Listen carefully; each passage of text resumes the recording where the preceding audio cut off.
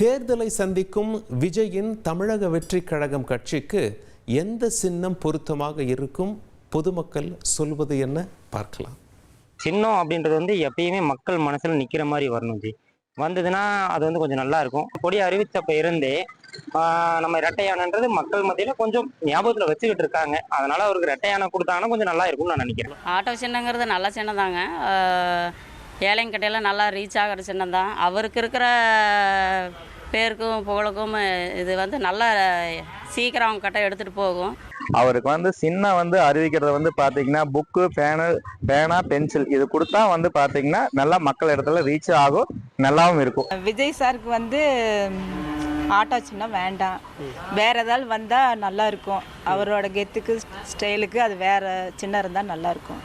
அவருக்கு ஆட்டோ சின்னம் கேட்டிருக்காத கேள்விப்பட்டோம். ஆட்டோ சின்னம் கிடைச்சிச்சின்னால் ஒரு நல்லது. அப்படி இல்லைன்னா அவர் முகத்துக்காக ஜனங்க மத்தியில் போட்டு விடுவோங்க. புதுசாக அரசியலில் வந்ததுனால ஆட்டோ சின்னங்கிறது வந்து மக்களிடையே நல்லா போய் சேரும் அவங்களுக்கு.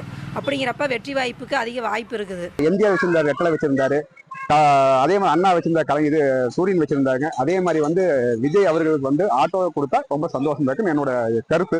நாமளே ஆட்டோ ஓட்டிட்டுங்காட்டி எல்லாத்துக்கும் தேவையான விஷயம் நாமளே எல்லாத்துக்கிட்டையும் பழகிற மாதிரி எல்லாத்துக்கும் நல்லா தெரியும். ஆட்டோக்காரங்கும் போது ஆட்டோ விஷயம் வந்து ஏழைப்பாளை எல்லாத்துக்கும் பழகிற மாதிரி ஒரு சின்னமாக இருக்கும். மக்கள் கவரக்கூடிய வகையில் வந்து பார்த்தீங்கன்னா ஒரு கையில் மொபைல் இருக்குது, லேப்டாப் இருக்குது, அடுத்து பார்த்தீங்கன்னா பேட்டு பால். இளைஞர் வந்து நல்லா இது என்ஜாய் பண்ண பேட்டு பால் இருக்குது. அது மாதிரி ஏதோ ஒரு சின்னமாக ஒதுக்கி கொடுத்தா அவர்களுக்கு இதாக இருக்கும்.